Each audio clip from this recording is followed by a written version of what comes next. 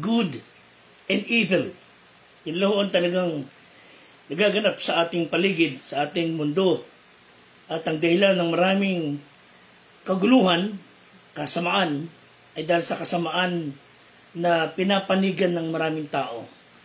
But salamat na lang sa Diyos, of course, dahil tayo po ay nakababalanse sapagkat nandun siya sa ating buhay, ang Panginoong Diyos na patuloy na nag-uudyok sa ating gumawa ng kabutihan, panig sa kabutihan, para sa kabutihan.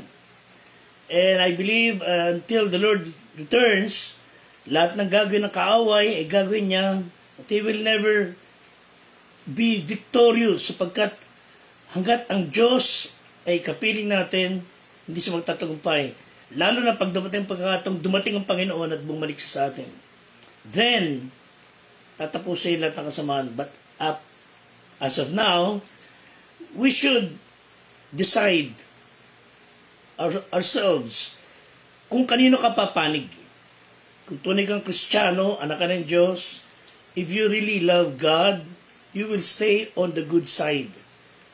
You will have the decision to put boundaries. Never cross the line. Always stay on the book. Sa Biblia, na siyang pinaka-guide natin. Bantay. Aral. Para tayo manatili sa katinoan, kabutihan. Magandang araw sa inyo lahat. Ito po si Fred de Guzman, ang inyong life coach. Kasama po ang Squad 244 ng Philippine National Police ng Santa Maria. Nagagalak po tayo. Kapiling, muli kayo mga kapatid natin, hindi lang sa ating bayan ng Bulacan, kundi sa buong bansa. Also, we have listeners mula sa labas ng ating bayan.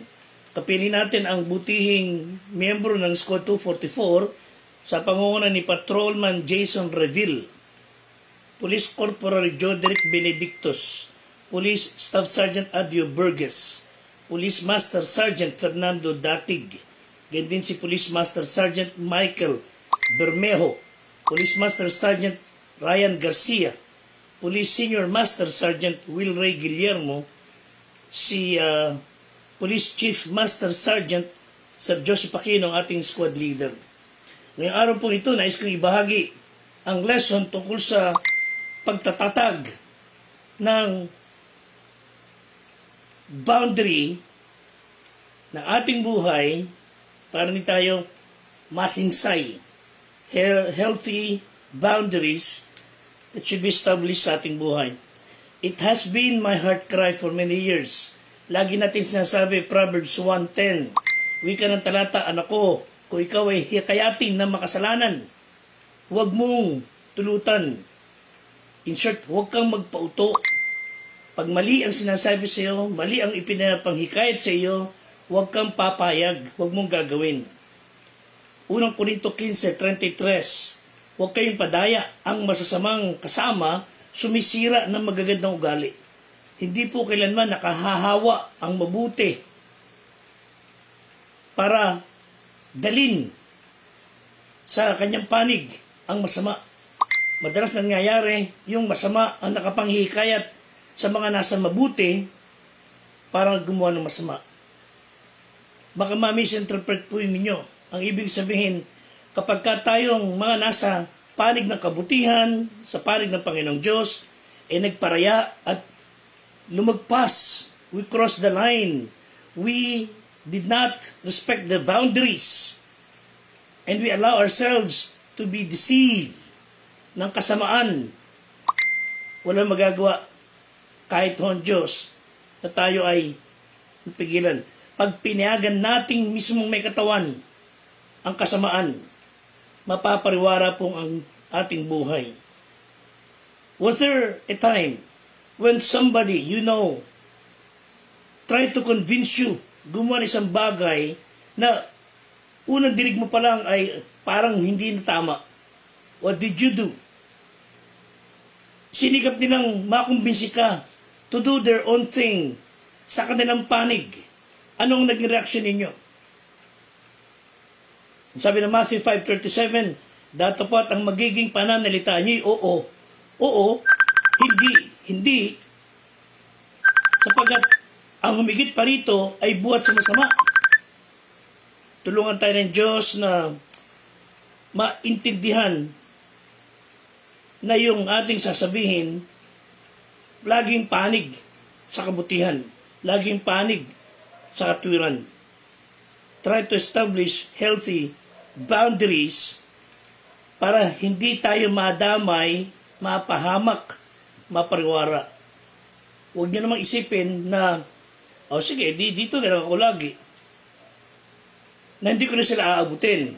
No, that's why we need to establish healthy boundaries sapagkat we need to reach out to them para madala natin sila sa katwiran.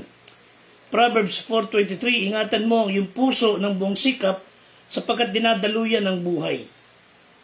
Ang ating puso, our heart, determines the course of our life. So, how do we establish healthy boundaries? Yung magkaroon ka ng personal boundary, yung tayo po ay matuto ng tamang pasya. From this day onward, this will be my boundary. I will never cross the line. Because when you do that, that would separate us, your identity, against others. Hindi natin sinasabing magiging mataas ang tingin mo sa sarili mo, na hindi nais ng Diyos ang gayon, kundi sinasabi lang natin, we would be able to control our lives na mapariwara at maging walang saysay at maging less effective witness ng Panginoon. So when we decide to have that personal boundary, it means it would define what we have authority over to those we don't have authority over. Sa ating physical, psychological, emotional borders, yung ating personal boundaries that we would set would limit us what we can tolerate, what we can accept, and what we would not. So the first boundary that we must establish is yung ating pinapanindigan ng pinaniniwalaan. The values that we treasure. They are foundation ng ating pagkatao. So we must guard our hearts. Ingatan natin puso natin. And ensure that what we believe, what we value, ay nakaangkla sa kanyang salita, sa Biblia. And that's all there is. This will keep us safe. This will keep us away from wrongdoings. So tayo pong mga mananampalataya, let's try to value what we believe, which is the Word of God. And the second thing, hindi lamang yung the thing we value or the things that you believe, dapat merong personal boundary. Secondly is our personal identity. Sino ka?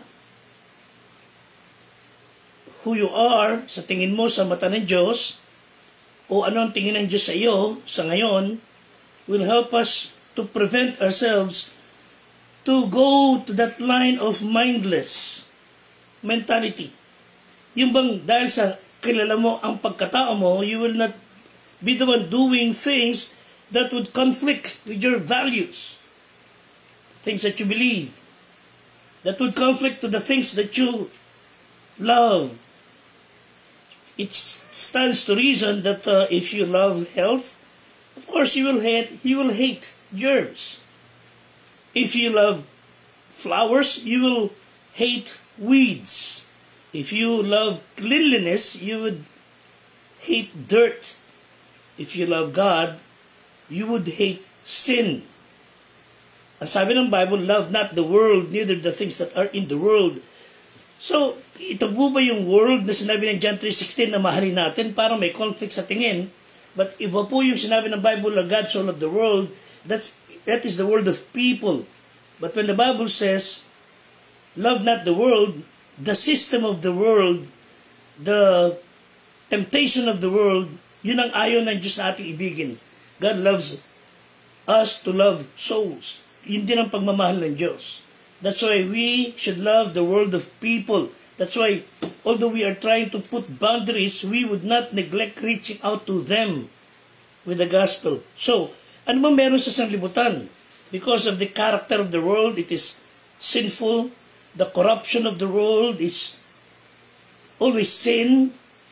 The condemnation, which is the system of the world is heading towards hell. Kaya we are responsible to prevent ourselves na tumungo rin sa landas ni Cain, sa landas ng kasamaan, tumungo rin sa landas ng kapariwaraan. Try to put boundaries, hindi lang para sa sarili nyo, para sa ating kapwa. It would protect us from being used na hindi magagamit ng sinumang tao on their own advantage and personal interest. Hindi kagaya naman tao na konting barya lang binigay, papatay, gagawa ng kasamaan, pauuto sa mga udyok ng mga masasamang tao sa magitan lang ng ilang barya. Hindi po ganun kababa ang ating pag-iisip. Hindi po si Kristo namatay sa isang ganung tulad ng debase ang kaisipan. And God wants us to change for the best. So we don't want to be used and abused for their own personal interests. We must be aware and how to properly communicate with our friends and co-workers, whatever we are. Clear na maintindihan nila kung ano ang paninindigan natin bilang mga Kristiyano. So, 1 John 4:1, the Bible says, huwag nyo kagad paniwalaan ang mga taong nagsasalita na kunwari tungkol sa Diyos. You must test them if they have the Spirit of God. Unahon sa lahat, pinaka-importante, if you want to know if they are of God, one, they should believe God and Jesus Christ is one. Si Kristo po ay Diyos na nagkatawang tao. Yung turong iyan, si Kristo Diyos na nagkatawang tao is of God. Pero hindi ko mo yan ang paniwala nila, but then they would add more teachings para manipulate, kontrolin ang ating pag-iisip, hindi rin tama. So dapat lang paniniwalaan natin, sinabi ng Bible, si Kristo Diyos. Ang tao ay mapupunta sa langit by the saving knowledge of Christ. Pag tayo sumampalataya kay Kristo bilang Diyos at tagapagligtas. If we repent of our sins. And more on that. But what I'm saying is, be mindful of other people's boundaries. Hindi lamang kayo, we should learn to respect other people's boundaries. Learn to respect personal space. Do not touch someone we do not know. It means basic. Keep a peaceful, respectful distance. Lalo kung bago nyo nakakilala, may mga tao ngayon nakita, nagkakadampian na, nagkakapaluan na, nagkakahipuan na. May mga ganun taong sobrang masyadong relax. Respect other people's space. Sabi ng Bible, Philippians 4:5, let your moderation be known unto all men. God is at hand. Malaman nila yung kahinhinan natin, yung kaayusan ng pagkatao. Hindi yung, ngayon lang kayo nakita, nakapangutang ka na kagad, ngayon ka nakita, inabuso mo na kagad, iba yung ikaw pinagmalasakitan kagad, iba naman yung ikaw ang nag-uudyok, nagawang kagagad ng maraming bagay na maganda. Iba yung ikaw ang kinakitaan ng magandang bagay and then they would do you good. Then mabuti kang tao. So sabi natin, let everyone see that you are considerate. Malapit na dumating si Kristo. Pagka tayo nakagawa ng hindi tama at hindi maayos na patutuo, ang latay kagad noon sa ating Diyos. So check for signs of unhealthy boundaries. Tanggapin natin that there are things that we really need to take note. Discard. Tanggihan yung masama, mali, na hindi nakakalulahati sa Diyos, higit sa lahat. Some signs would include, do not allow people to define you or direct your life. It should be God who would be directing us. Secondly, never go into that point of you have that intimate conversation sa bago nyo nakakilala, especially with the opposite sex. Para hindi pumasok ang diablo at tuksuhin. Never allow someone to take as much as they can from us or tayo sa kanila, knowing na ngayon na kayo magkakilala. Do not go against our personal values just to please them. Basta itong paninindigan nyo, whether they would like it or not, you stay on your stand. Ibig sabihin mga kapatid, never tayong mapintasan, huwag tayong gagawa ng labag sa katwiran, laging isa-isip ang Diyos ang maluwalhati. Galatians 6:3-5, sapagkat kung ang sino man ay nag-aakala na siya may kabuluhan, bagaman siya ay walang kabuluhan, ang kanyang sarili dinadaya niya. Some people thought, I'm so special, you should treat me this. Eh di ikaw na. Kung ikaw special, so I don't have time. Kung gugustuhin mong sambahin ka at iligay ka sa pedestal, you are talking to the wrong person. Ibig sabihin, sabi ng Bible, akala mo may kabuluhan ka, wala naman, ang kanyang sarili, dinadaya niya. Ngunit siya sa atin ang bawat isa ang kanyang sariling gawa. Kung magkakaroon siya ng sa kanyang kapurihan, tungkol sa kanyang sarili lamang, hindi sa kapwa. Ang bawat tayo magpasan ng sariling pasan. Ibig sabihin, do your own thing, I'll do mine. I will not burden you at kubain ka, gumiting ka, abusuin ka, I will not do that. I should learn my boundary. So to have a positive, separated life, let's practice, of course, healthy boundaries. And let's be honest, some people would not share this thought. Gusto kagad na they would take advantage of us. No? Again, if people would bless us, well and good. Pero hindi ka binigyan dahil ikaw ay nagparinig o nagpaawa. People should support us out of respect, not out of pity. And God is pleased. Salamat na lang sa Panginoon dahil although we have some differences with other people, na conflict, should I say, but salamat sa Diyos, through the years, it ended up to a renewed friendship. And so, tulungan tayo ng Panginoon na sa lipas ng panahon, which for many years I learned some effective strategies in facing difficult disagreements or conflict. Let me give you one. For example, when you are in disagreement, you work hard to see the other point of view. Meron kayong disagreement, huwag yung ipilit mo lang yung gusto mo. Try to see what is his views. Balance, hindi isang panig lang. That begins with listening. That begins with honest objectivity and humility. Hindi laging tayo ang tama. May mga tao rin tama sinasabi. So let's try to listen. Kaya nga, dalawa tenga, isa bibig. You listen more, talk less. So that's the full package of handling conflict God's way. When we are in disagreement, try to listen. Listen. Baka mayroon siyang punto. So none of that comes naturally. Kailangan talagang biyaya ng Diyos. And they come to full bloom as a product of Spirit-filled life. Kaya kailangan natin ng gabay ng Espiritu Santo. Secondly, when both sides have validity. Palaging parehas may tama in both sides. Seek a wise compromise. So sa ating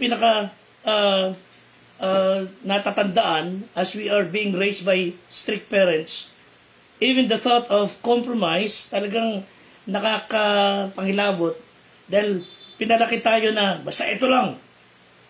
Pero when both sides have validity, you stand firm on what you believe, but try to think of negotiating towards resolution.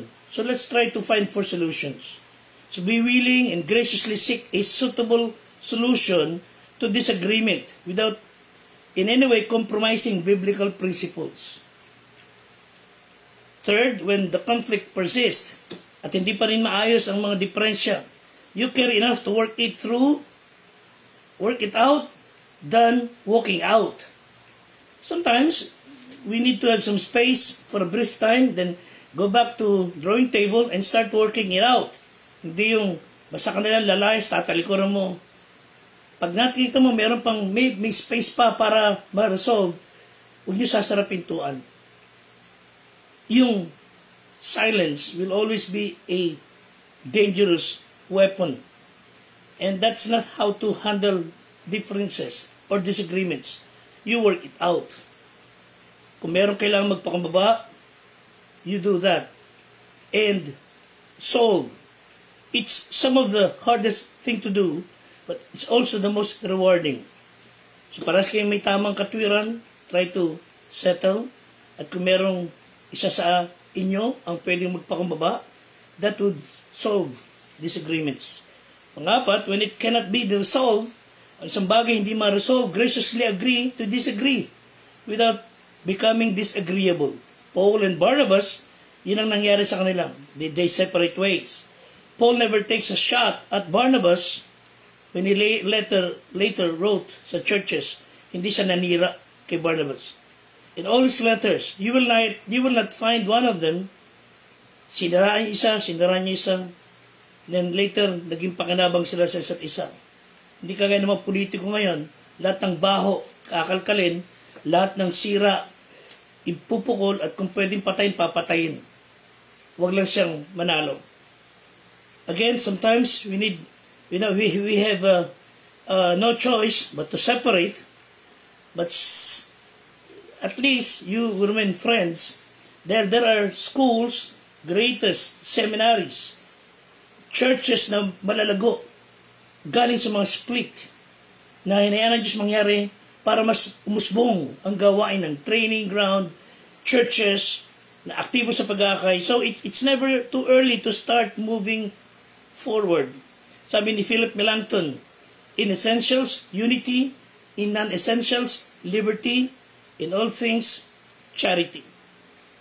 We are not to be isolated. We need each other. No man is an island, but insulated.